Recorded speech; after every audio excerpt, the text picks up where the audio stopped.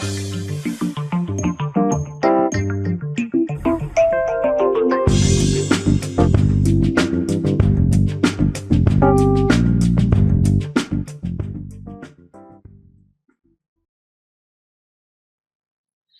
and welcome everyone to another wonderful chess video brought to you by FM Daniel Wrench via Chess.com and the wonders that is. We are here today to continue our lecture series on the topic of principle of two weaknesses.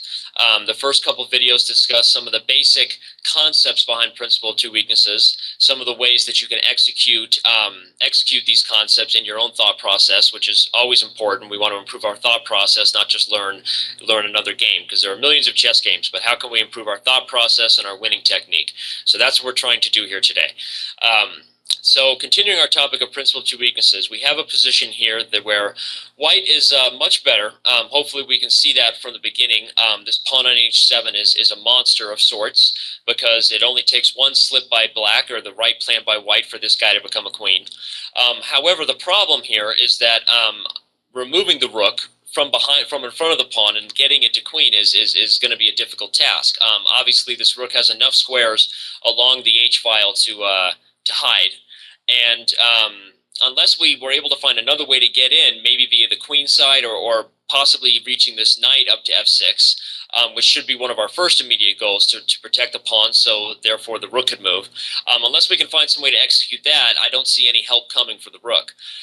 Now, in this game, and in this particular topic here, today's video, I want to talk about some of the practical execution, some of the practical examples of what actually goes into putting this stuff into play. Obviously, it's easy to understand some of these concepts in theory, in terms of setting our goals and looking for our opponent's threats and all that stuff. But actually executing them in a game is another issue altogether. And you're going to see that I actually missed a chance very early on in this game to have an easier win, and I think part of that was because of the fact that I probably should have checkmated my opponent in the middle of the board at some point earlier in the game. I was frustrated with myself at this point and felt that I should have already won the game, and obviously these are things we want to avoid. And so now I kind of had to find a new plan all over again, and so I was playing fast, which is natural. I think a lot of people, when you had a winning position and you get a position where you're sort of a little bit frustrated, it's natural to want to play a little bit fast and just kind of, you're still sort of wishful thinking that the game is almost going to win itself. But when I found out that that wasn't the case, I was forced to sort of figure out an accurate winning plan, and I kind of fumbled upon a really instructive idea. And so that is what we're doing today. We're gonna see what that instructive idea was and kind of how the thought process came together. So again, even though I'm talking a lot here, this should be fun for you. I want to talk about one thing real quick in terms of what it takes to execute these ideas in a practical game. And I think there's one thing in particular that if you have the discipline to do, especially once you reach a winning endgame, whether you came from a winning position and you're upset with yourself or whether you were losing or anywhere in between, really important that once you have this winning position and we're thinking about creating a second target, that we do one thing, and that is set our goals. What I mean by that is recognizing something where, okay, if this piece was here, the game would be an easy win. Sometimes that happens quickly. You'd be surprised that if you would just recognize that, even if it's not obvious how the knight can get there, just by setting that goal, we may make our life a lot easier. And you'd be surprised that once both players get under time pressure, even if it didn't work the first time, didn't work the second time, didn't work 3 times, whatever, if you keep trying and if you took the time to set that goal in your mind, you'd be surprised how often you may stumble upon it later on when your opponent forgot about it. I just lost a game in this fashion, actually, by defending a drawn position to GM Kachishvili for probably almost 90 moves, and he eventually tricked me when we were both under time pressure, not because the position was lost the whole time, but because I blundered, and that's what happens. So consider those sort of practical things. So my first try, of course, was to attack the rook, and I wanted to improve the knight's position, maybe the king's position, and try to make this easy. I was still playing pretty fast at this point. He played rook h3, and one good thing to notice here is that he's not able to take this knight unless he's going to do so with check.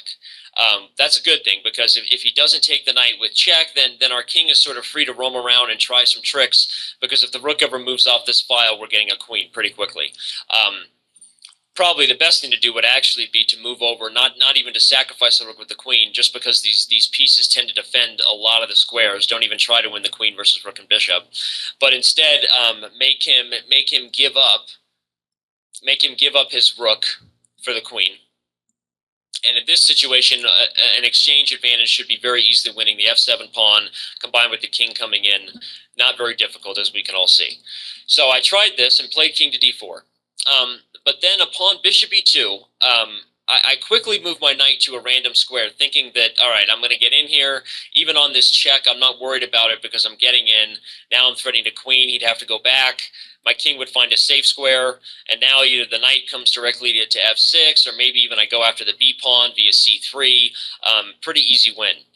However, what I didn't see is that on king to c7, which was the best move, and my opponent found it, is that now not only does that plan not work, but I'm not even able to play this obvious idea of knight f6 guarding the pawn because, in fact, I get checkmated. Now, that would be a bad way to end the game. So all of a sudden, I realized that, perhaps I shouldn't put the knight, or sorry, perhaps I didn't put the knight on the best square, and that it was going to be very difficult for me to make progress here. Real quick, and I think this is the only win that I missed. I do want to show, because I talked about some of these psychological problems of coming from a position where you were winning and you're frustrated with yourself, you're playing too fast. We really want to avoid these practical mistakes. As inhuman as it sounds, the truth is, the more unbiased we can stay, not biased, but if we can stay unbiased about our chess and really see things through, someone else's shoes a lot of the time, you make much better moves for it. And a lot of times I've had the problem. My instructors have told me that I've made a lot of psychological mistakes, being upset or even too excited. Sometimes emotions can be a little bit tricky. But the winning move was knight to g1, forking the rook and bishop. And after he gives this check, now I come up, and upon defending the bishop, my king has reached our optimal square. Now I'm in the position. I'm attacking this pawn. The knight could easily relocate, if not even to e4 to f6, but like I said, even to c3. The rook is never going to be able to take the knight because of our threat of moving this rook away and queening the pawn. So if I had achieved that optimal square for my king, I would have been able to improve my knight and win the game easily. So knight g1 was an easy win. However, upon not doing this, and my opponent finding this very good move, king to c7, now all of a sudden we have a game on our hands. What was I to do? I played knight to b1 because first I wanted to relocate my knight. And after he played rook to d3 check, I played king to e4. He brought the rook back to h3, obviously. I played knight to c3, tempting fate, taking advantage of the fact that he can't take the knight. And he brought the bishop back to c4. Probably a fine move. Even bishop f1, I think, is playable here. And I have one try, which is to bring the king back to c5. Now, because the knight is guarding d5, which is why I put it on c3, by the way, hoping for this this mating idea to come into play. But what's interesting to note is that even if I get this, the possibility of taking here and giving this check and queening with check, even here my win is not so easy because the rook's ability to guard this pawn. And although maybe there is some mate here, probably is a win for me to get in through the back door with the queen. I wasn't even quite sure about that. For example, if his rook was able to come over and defend, I don't know. I wasn't sure how easy this would be because he is threatening checkmate on d5 at some point. You can see the problems there. Also, the fact that if the rook tries to go to a8, instead, like we said, trying to get him to give up the exchange, now this move comes into play. And if I take the pawn, check this out. I actually get mated. So again, I'm losing a game where I was winning because I carelessly got my king into this little precarious mating net. And upon going back, he would be able to give this check, take the rook, come back with check, and guard these two pawns, so that even if he lost the f7 pawn again, not going to be an easy win, a difficult win, and I wasn't clear about that. I didn't want to go for that. So I'm just giving you an example of why I didn't go directly back to d4 and c5, because there are some complications there. And if you want to take a pause in the video and kind of review what I just said, feel free to do so. I think the calculation is pretty accurate. White is better there, maybe winning, but going to take a lot of technique, and you can see how difficult that is. Plus, I was worried about putting my king in a mating net on c5. Wasn't exactly sure how that was going to develop. So, instead of playing king to d4, I tried to bring my king the other direction by playing king f4. And he played bishop d3, stopping my knight from going here, which I started to realize that any time I'm going to threaten to bring my knight there, he's going to stop that. So I played knight to d1. Now, knight to d1 has an obvious idea of playing this knight to f2, hopefully to fork the rook and bishop. But after he played rook h2, it becomes unclear exactly how to make progress. If I bring my king back over to the queen side, I'm pretty sure black can set up a similar defense. If I play my king to g3, you have to be ready to calculate rook h5, where he threatens to take pawns with check on g5. Talking about this idea. And also, I was frustrated. I was frustrated enough, which is probably a good thing, that I took some time.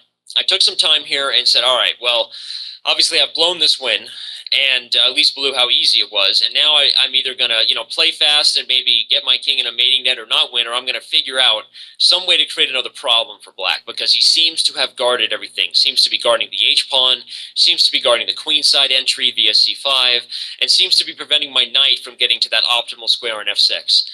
So again, obviously, we're talking about a principle of two weaknesses position, so there is some foreshadowing there about what my eventual idea was.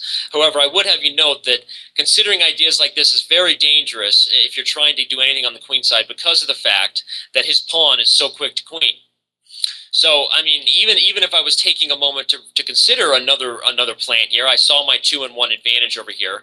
I realized that, it's a 2-on-1 advantage, but my pawn's backward, and he's going to be queening quickly. Especially, I mean, the truth is I haven't been able to deal with his rook giving all these annoying checks anyway without getting my king in a mating net.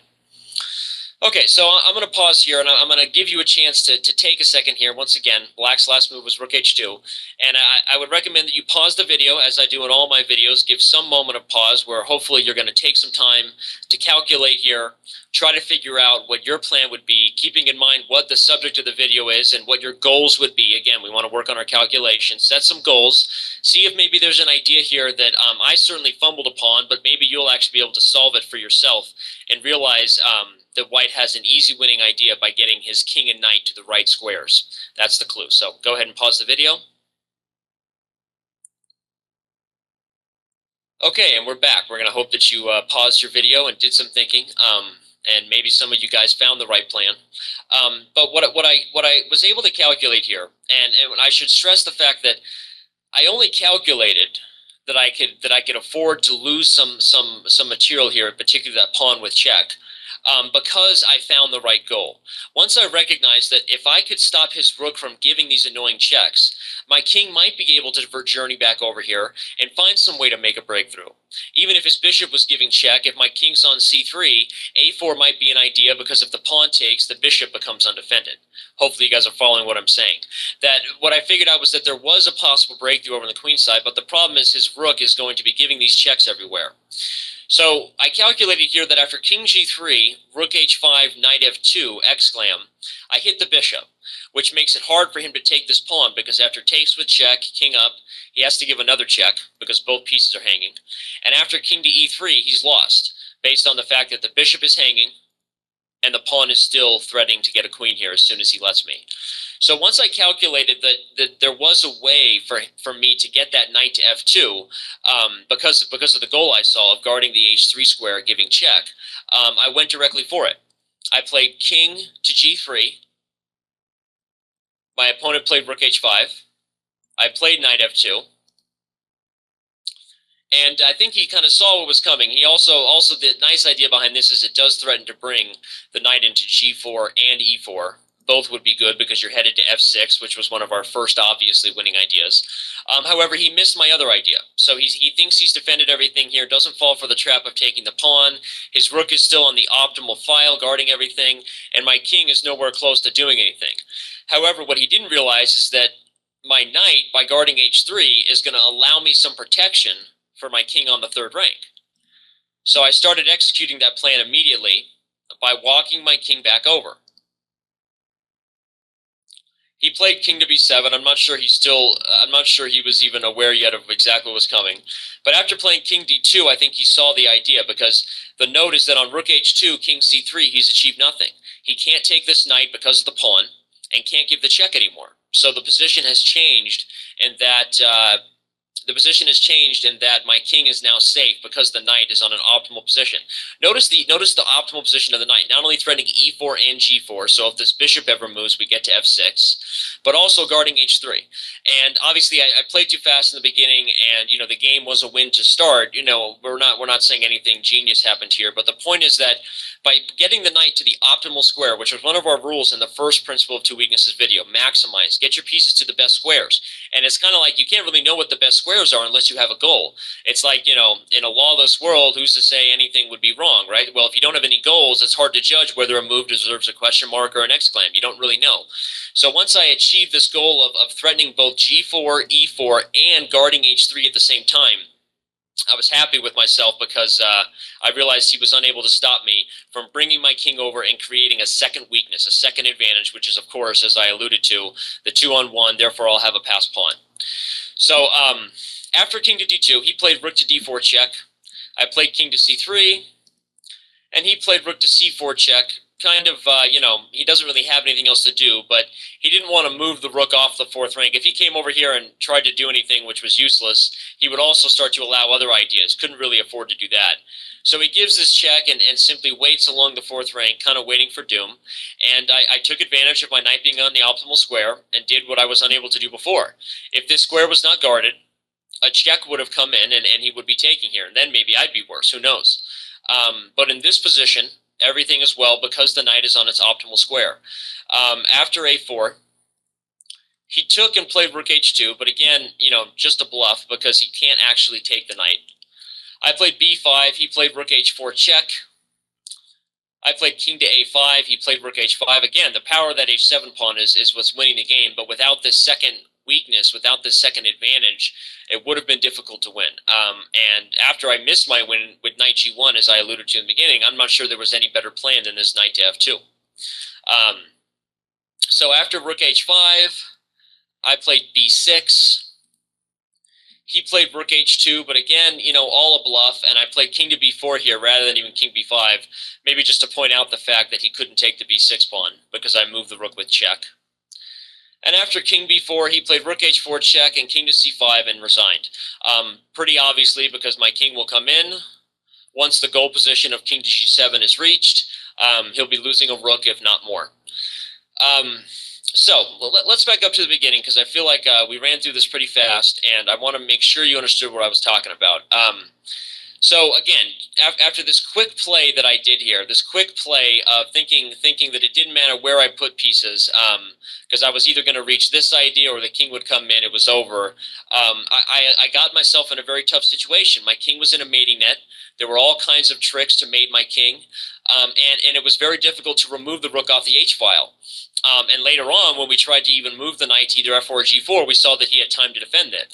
But it wasn't until we kind of, got a little flustered with ourselves, took some time, and realized we do have another advantage over here. Although it seems like kind of an impossible advantage because the rook is checking you and the pawns are stuck, you got to think of a second target, a second weakness, rather than beating your head against a brick wall in terms of plans that haven't been working.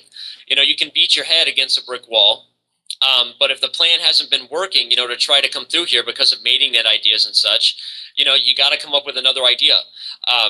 And so when he played bishop c4, I still, I think, was flustered, but it wasn't until this moment that I actually committed to trying to take some time and figured out this goal of getting my knight to f2, where the third rank was guarded, which would allow me to create this second advantage. So Principle of Two Weaknesses was, again, really effective here, and the fact that I was willing to take some time and look at both sides of the board and look for that breakthrough, even though it doesn't look very obvious, was really important. I was frustrated at first because my advantage was so big and I didn't have a way to do it, and also I had blown a win. But once I got past my frustrations, taking some time and setting our goals, which is important in our calculation, I was able to find the breakthrough plan on the queen side. So we will be continuing on to much more difficult positions and more practical examples of how Principle of Two Weaknesses is executed. And I hope to see you there. So this is Daniel Wrench signing off from Chess.com, and we will see you at the next video. Thank you.